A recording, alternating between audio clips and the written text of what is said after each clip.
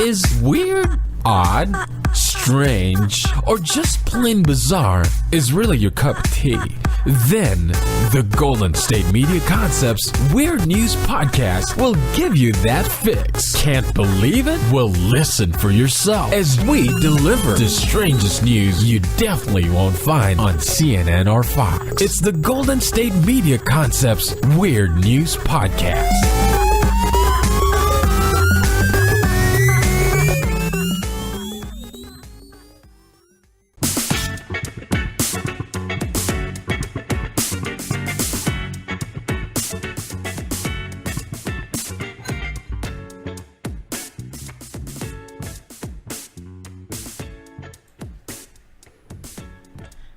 Hello and welcome to the GSMC Weird News Podcast, brought to you by GSMC Podcast Network. I'm your host, Staci. And I'm your co-host, Sarah. And you and I we host several podcasts together. Yes. But thankfully do not host any of the sports podcasts because we don't do sports. And also we'd be, one of those people who, we're talking about football and it's like, oh, they passed the ball to the net and the score for the point in the third, Sometimes I co-host the the women's MMA podcast with But Tate. see, you do a lot of which is it was on TV, so I came in. Still hilarious. I don't do, even though the rest of my family likes sports, I don't do it was on TV, so I came in and I'm like, so I'm gonna go find the room furthest away where I can't hear this and go read something. That's my general MO. I will watch sports with my husband. It's just my watching of sports usually involves a cup of coffee and a book and so not really watching, and some puppies snuggling and it's on and I'm in the room. Does that count? Probably not. But yeah, so technically I don't watch sports. I do like when sports don't do sports things, generally involving like fights that aren't in fighting sports because I'm weird like that.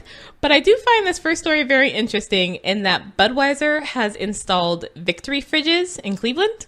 Victory fridges. Right? Okay. And my first thought was like Victory Gardens from World War II. Right. Sadly, no or yes or... Technically, the Cleveland Browns fans don't have to do any for them, so I'm going to go with no, because you did at least have to grow your own vegetables in a Victory Garden. Weren't the Browns 0-16 last year? That is why they get Victory fridges. Okay. So there's about, I think, 10 of them in bars around the city, and they're locked. And they will open when the Browns get their first regular season win, if the Browns get their first regular season win. Wow. Supposedly, these are things I pick up from the ether of, being part of a podcast network. Mm-hmm. Supposedly, they're gonna actually win some games this year. The people will get beer. That's what I hear. Yeah, and I feel like this could go badly. Oh, like riots and shoving and right. I don't know. So there's only about 10 of them around the city, and each fridge has about 200 bottles. And if you look up the picture, there's like a chain on it, but that chain doesn't actually do anything. It's just there to emphasize that this is a locked fridge until such a day as the Browns win their first regular season game, in which case it will then unlock by Wi-Fi. And then my other question is, are people going to try to break in? That was my first thought too when I saw it. I was like, is that like really strong glass in the front? Though, since these are in actual bars, hopefully people will be respectful enough in the bar. Hopefully. They're not just on a street corner, so right? Maybe. Yeah. There will always be someone who can see you if you decide to be that terrible jerk who breaks into the Victory fridge. Right. Which just sounds almost just unpatriotic, at least for Cleveland. It's like, you broke into the Victory fridge? Yeah. Treason! But yeah, so these will open by Wi-Fi because someone at Budweiser will evidently just be, someone at Budweiser at least will be watching the Cleveland Browns games. Thankfully, I don't work at Budweiser because it would not be me. I'd be like, I have anything else to do that night. It's I have loads of other not sports things to do. But I do so really love, because this is Budweiser, who in the past several months has just been like, I love you and your responses to things with sports, especially Dilly Dilly. Someone did post in response to this a GIF of that one of the commercial where they're yelling Dilly Dilly as their rallying cry before they go fight the other army of ragtags that have the beer. Uh-huh. And I just kind of feel like Budweiser, I love you, but you missed a moment here. Because you could have made it like the people in the bar have to yell Dilly Dilly, like open sesame when they win to open this fridge. It's like that should have to be like the keyword, the password. Oh, we won.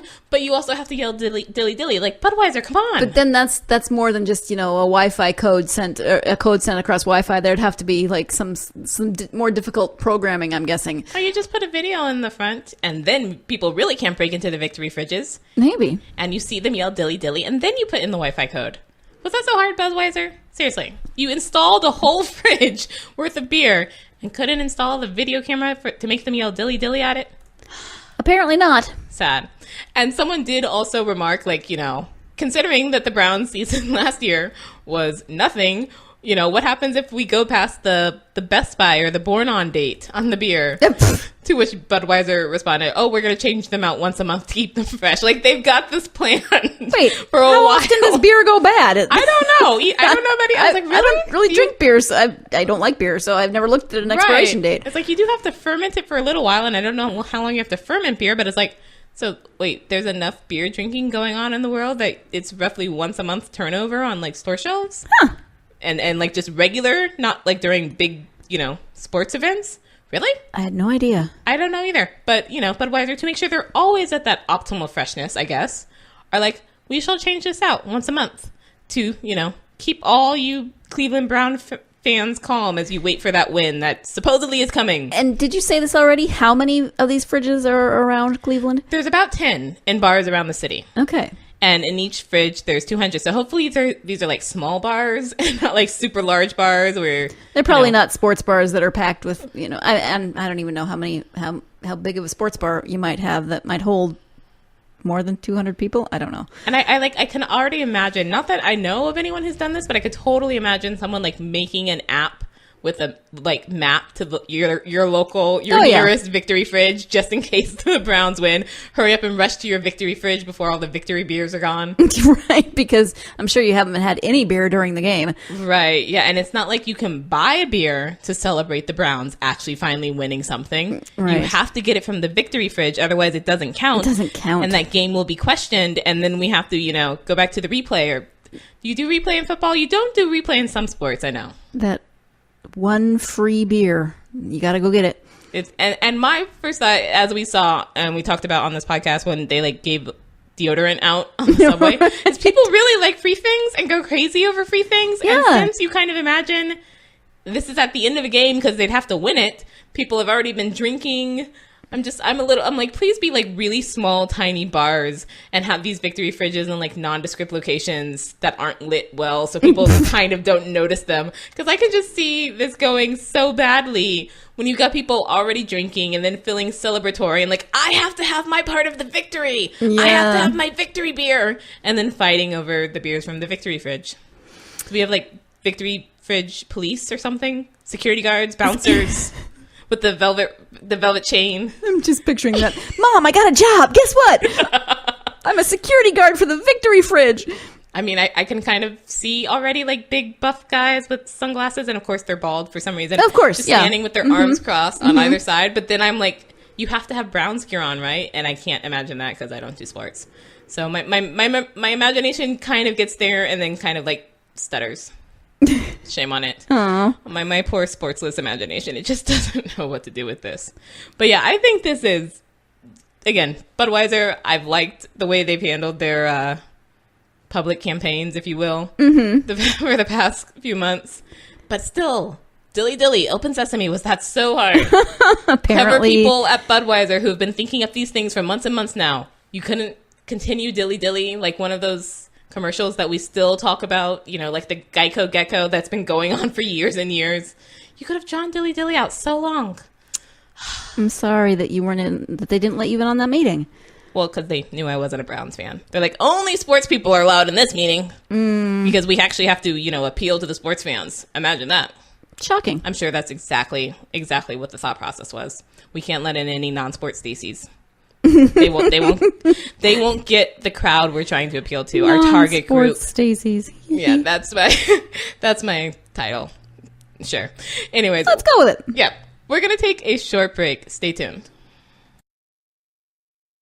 This is your ultimate stop for everything sports. The Golden State Media Concepts Sports Podcast. Should I say more? From the NFL, MLB, the NBA to MMA, it's all in here. The Golden State Media Concepts Sports Podcast. Listen now.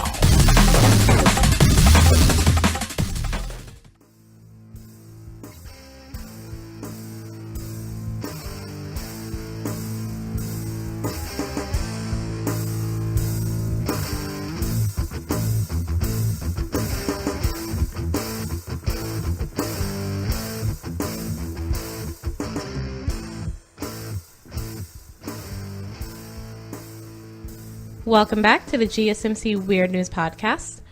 Sir, have you ever worked in customer service or like a phone center? No, thankfully. I mean, I've Lucky you. worked variations of that, but not in actual customer service. Okay, so I have worked at a phone center, and it's hard because you have to be, the nice, friendly, customer representative who really just wants to help you. And then you get people on the other end of the phone who are like, I don't have time for any politeness whatsoever. I'm pissed as heck, and I'm going to let you have it because you're the person I'm talking to right now. Right. And it's just like, yeah, but that's not my fault. I just got on the phone. Yep. Really bad I didn't do that job for long, and I'm not sure I'd ever want to do it again. But yeah, some people, I always appreciate the people that are really patient, and I try to be kind unless, they're being mean or rude to me, and then I try to be firmly kind, but firmly kind. Sometimes I get a little snarky, but I mean, on the other end, I get it, because I've been the customer calling with a complaint, and it's like, I just got the runaround from your stupid automated thing right. And then I finally get a person, and then you put me on hold. Or you are clearly reading from your script, and you are not listening to a word I am saying. Right. I say something, and you're like, I'm sorry to hear that. Right. No, you're not hearing me. Oh, so I get it from both sides, how frustrating customer service can be. I'm not quite sure how I feel about this approach to it, which is that T-Mobile has created customer service, the game, a board game. Oh. Because, in the same way, I don't quite get the game of life, because that's not how life goes. What, you don't have little, shapeless, weird babies that you stick it? Right. And they just come up out of nowhere if you happen to land on them, and you don't actually get any choice whatsoever, and you have a spouse, but they evidently don't work, so they have no income. And then you go to retire, and it doesn't matter whether you retire in the mansion place or the farm place, because they cost the same for some reason. What the heck? I don't know, but my oldest niece always called it the game of life. Do you want to play the game of life with me? She never just called it life. We should play the game of life. She's very proper. She can read the whole thing. It was hilarious. I mean, the game of life is very interesting, especially because in the original, it's so not what it is now. And I think at one point in the original, there's a suicide square you land on, and I'm just like, good Lord. That's not what we do now. Thank you. Yeah, I did not know that. Customer service, the game. Is it a satire? Or It is most definitely a satire. Okay. Because I looked up the pictures that someone posted of it. There's two sides. One, the regular customer service, and then the other side, which is T-Mobile's new their new service program, Team of Experts, which is very simple. It's like the go from A to B to C, you're done. The customer service side, the traditional side, I don't think even has an end. Because in looking at the picture, you start with either doing a chat, a help chat, or a call. But even if you do the help chat, you end up back at the call, and then you go through all these things, and there's a lot of, we appreciate your whatever, please hold for your next turn. And then it seems like it goes around a loop and then goes back to start, which, I mean, I'm sure a lot of people are like, that's what customer service is. That's exactly what it feels like. I get back to the start, and my question was not answered, and I was not helped. But I'm just like, but shouldn't you have a, very hard to get to, but still there, your problem was resolved and or you gave up? Right. So there should be an end, right? Is this like a marketing tool? Look how crappy normal customer service is. Oh, flip the board over. Look how awesome this ABC thing is. That's what it seems to be, yes. So this does seem to be their sort of gimmicky way of advertising the new thing, Team of Experts, which is a new thing they're starting. Evidently, T-Mobile was ranked at one point best in customer service, and then went really down to worst in customer service, and then came back up to best in customer service, and they're pretty somewhat high. So they're like the roller coaster of customer service. Well, and here's the thing. When they went down, it's because they were trying to merge with somebody, and that didn't work out. They've recently, I think, either merged or acquired Sprint. Is that? That's what a lot of people think this is about, especially the team of experts. People think that this team of experts is their new way to sell their merger with Sprint on somewhere of the basis, because their team of experts, evidently, it's designed to route the support calls to a group of staffers. So rather than being like, this is the, the billing department and this is the like technological department or whatever, where you'd have to keep being sent around, you just have one small like troubleshooting group of, what? You're having a problem with whatever? So Andy can fix that. They're already on the line. So because that's another frustration. Oh, you need the technical department. Let me transfer you. Well, and then they're closed at 5. Or they don't.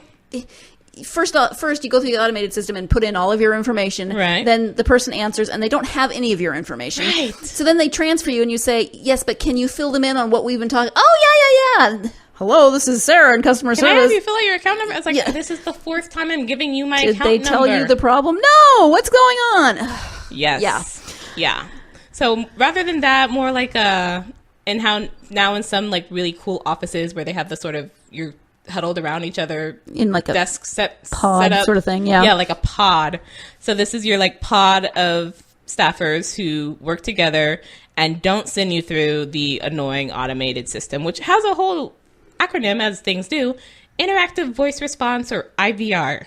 Of course. Which just kind of sounds like an STD or something. Oh, I was thinking a medical procedure, but yeah, okay. Well, because I have it in my notes as IVR systems, but I almost read it as like IVR symptoms. Yeah. So I was like, the symptoms of IVR. Right. Rage, frustration, wanting to break your phone. So yeah, but people are thinking that maybe this is their way to like help support that idea of Sprint, because hey, now that we've got our team of staffers, that will require that we do more hiring. So we're creating jobs. And then if we merge with Sprint, they'll also have to have this team of staffers. So they'll have to hire more jobs. And hey, look, job creation, isn't that great? To which my whole thing always with job creation, so I'm like, yeah, but what kind of jobs are they? Because again, I've been on this end. So I'm like, is this just a really minimal, like, minimum wage, no benefits, whatever job, in which case that kind of sucks, and I feel really bad for your staffers who's probably still going to get yelled at, because that's just the nature of customer service. Just don't yell at your customer service people, like, really, they're trying. Some of them, others of them, they're probably just like, my soul's been sucked out after so many times of so many terrible people on the phone, I don't care anymore, in which case that was also still kind of your fault, or people like you's fault. Yeah, I hear you. So yeah, I don't know. This is it came with little pieces that look like sorry pieces. Okay. But I don't think you can slide or knock people out. Do you do that in Sorry if you slide and you knock people off? It's been a really long time since I played Sorry. Doesn't Sorry have the big thing in the middle? No, maybe that's something else. Trouble. You're thinking of Trouble. Trouble, thank you. Sorry is the one where you do it by cards. Each card tells you how you move. And if you wind up on the little arrow of your own color, you can, or not of your own color, one of the two, you can slide along it, and you're trying to get your pieces all the way back around and into home. My mother, sister, and I played a game of that got really tense because we kept all like sliding each other of course off, and then when you slide off, you have to go back to home, and you can only get a 1 or a 2 or a sorry to get out. There was a lot of like seeking of revenge, quickly getting revenge, and then getting revenged on. That game got a little intense, and there were some, were there tears? There weren't tears. There were some heated stares of like, don't you dare, I will hurt you. But Sorry is one of the games where it's not either me or my sister wins. She always wins at like Monopoly. I always win at Seen It. Sorry is one of those ones where, because it's mostly just chance, you kind of have a chance to win. This one is you have no chance to win unless you do the 1, 2, 3, 4 side, which in that case, it's not really a game. It's right. Like the simplest of, explanation charts. But the game side, again, I've been on both sides of customer service, so I'm like, I don't know that it's that frustrating and never ending. Like, really? And then they even have in there a supervisor who's not helpful at all, as you can often get with customer service. But I'm just like, but this loop and this part that just sort of goes off and ends, but isn't an ending, like it's a door in the Winchester house. Like, what, where do I go? And then I go back to, are you kidding? Like, wow. I do like, and I think a lot of places do this, but T-Mobile also has that, especially with their team of experts, will have that we can call you back thing. But rather than you won't lose your place in line with the team of experts, I think you can set when you want them to call, which is even much more helpful. Because it's like, I've got an hour for lunch and I spend it on customer service and you'll call me back, but then you won't call me back for like an hour 45. Yes. I'm at work. That's not helpful right now. Like, can you call me back at like 4 something? So interesting to see people are cynical about whether or not this was just, we're being, facetious, or if it's like... Although if it's a training exercise, it sounds much more fun than, your typical training. How so? I mean, if you get to play a game, like if you're like, even if it is the you can't win game, it still would be an interesting way. It's better than role playing. I hate role playing, but if you're playing a game that's sort of like role playing, that sounds better to me. You get to see all the ways the customer is going to come to you already hating you before you've even said a word. I mean, it still sounds like one of the levels of hell, but a higher level. Or lower. Or whichever way that works. Yeah, I don't even remember which circle of hell you want to go towards, but slightly better, clearly making fun of, yes, we recognize also, and so we're trying to change whether or not this has to do with Sprint. Who knows? So, we're going to take another short break. Stay tuned. Check out the show built around the women of MMA. From the UFC to the extreme cage fighting, we got the fights covered. Listen. It's the Golden State Media Concepts Women's MMA Podcast. The latest news of upcoming fights, discussions of previous matches. Join us as we talk to and about the biggest names in women's mixed martial arts. Past, present, and future. When it's the women's fight game, you know where to listen to. The Golden State Media Concepts Women's MMA Podcast.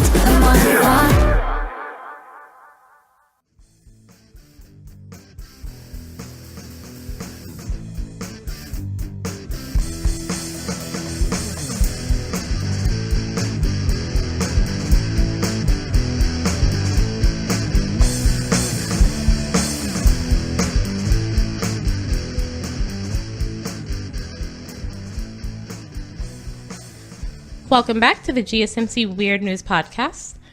I know I've seen you do this. So you have a Rubik's Cube. Yes. And you can solve 2 sides, or... No, I can solve the whole thing. See, now you make me feel even worse. But remember, so our Rubik's Cube came from when my husband worked at Office Depot. So it says Office Depot. That's right. It says, and then on one side it says Smarter. And sometimes the red side, the middle cube, the middle square will be upside wrong. Down. So it'll be SM, and then the AR will be upside down. And then, yeah. And so... And it works really well since that word is smarter. Right. And my hubby's like, well, it's not right. And I'm like, if this were a plain Rubik's Cube, you would not know that there was... Yeah, right. Okay. I could have tricked you. I'm calmer.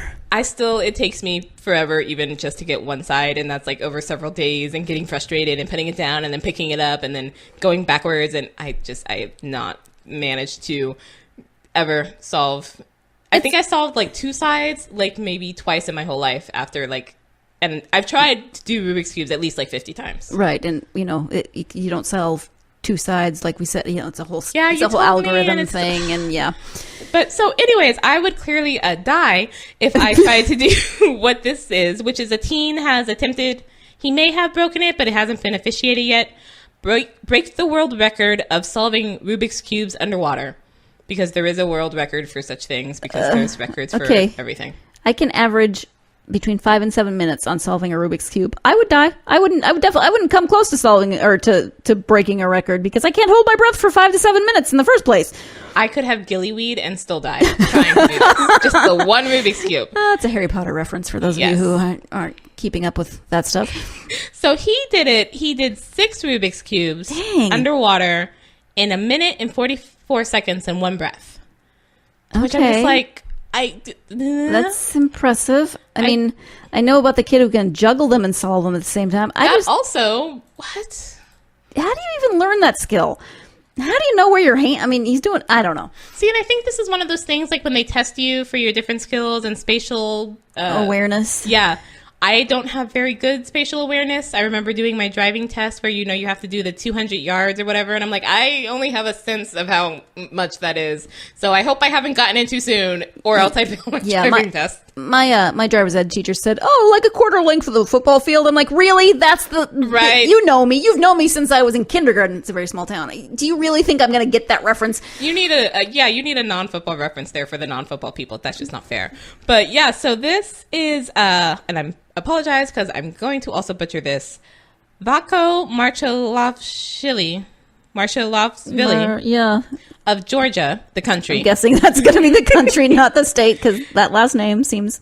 Yes. So the current record is 5 Rubik's Cubes underwater. I don't quite remember the time. I'm going to go with Vako, even though, you're supposed to do last names. But Vako said he trained for several hours each day for about 6 months in order to be able to do this.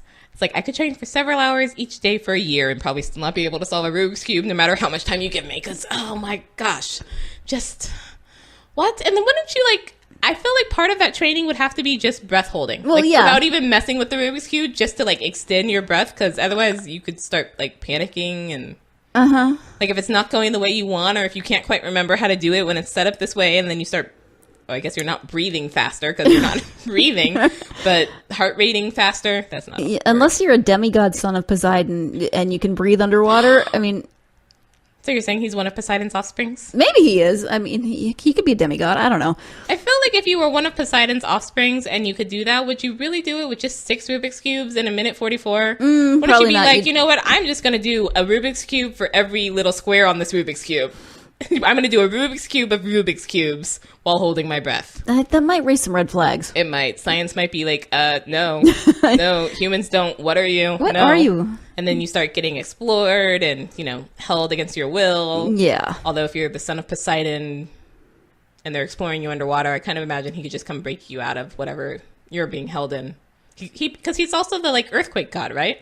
I believe so, yeah. Poseidon, shaker of the earth or something like that. Something like that, yeah. My Greek mythology is all sorts of messed up, and it usually just comes to it's Zeus's fault. that is how everything sums up in my head. Gosh darn it, Zeus.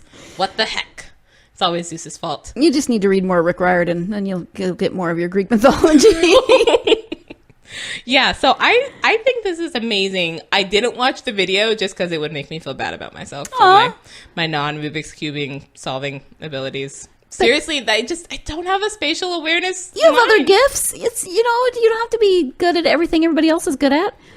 But the Rubik's Cubes feels like, I don't know, like typing, like something I should at least be able to basic do, at least more than one side.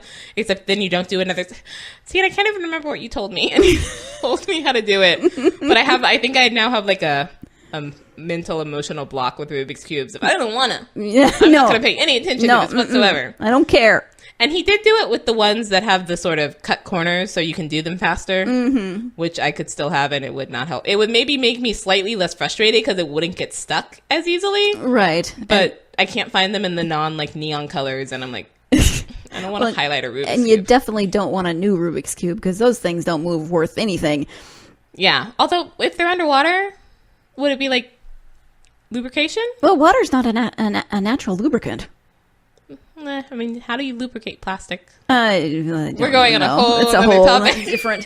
So, yeah, I'm not going to do that. I think it's very interesting. They've sent this off to Guinness to be like, oh, yes, you have broken the record. Yeah. They took video of it, but I don't think they actually had a Guinness person there. So I don't actually know the procedure for getting new Guinness World Records. Yeah. Is that a job to be like the Guinness person that goes places and times stuff? I mean, I could do that. I don't know, because we did talk about, not on Weird News, but on social media news, about the guy who broke the waffle stacking thing. And there they actually had a land surveyor to officiate their records and then sent that off to Guinness. So I guess so long as you get the equivalent of whatever you're trying to do notary Maybe. to notarize it, and hopefully also video proof, and send it off to Guinness, and it's been, I don't even know what you'd be in this case. Waterized? Well, I don't know, but Oxidized. I'm going to put this on my list of, potential jobs. Ninja. Pretend ninja. Pokemon wearing character. Right. And be now, a Pikachu or an Eevee. Traveling Guinness World Book of World Records traveling officiant. I feel you should do it while dressed up as a Ninja Eevee. Oh. Well, now that would be very specific, and I don't think that would fit in my carry-on. I would want to attempt to break a world record just to have the picture of like me next to the official ninja, Pokemon character person who was hopefully doing the cute little dance, but also hopefully not with the underlit creepiness that was on that boat at night. Yeah, I have very oddly specific wishes. That was a different podcast also, so people are like, what are they talking about? Yes, yeah. Sorry to confuse you. But yeah, so I admire this. Wouldn't be me for so many sad reasons of Rubik's Cubes and breathing underwater and records. I really need to find a really random record that I can actually do. And then just, put it on my wall and not attempt it. Is there a record for that? Like most records, not attempted. Not even attempted. I know them all. I can name them all. I can name you who has the record, and I don't want to try it at all. I'll go get a notary, and they can tell you that that's true. Nice. And on that note, we're going to end for today. Thank you for listening to the GSMC Weird News Podcast.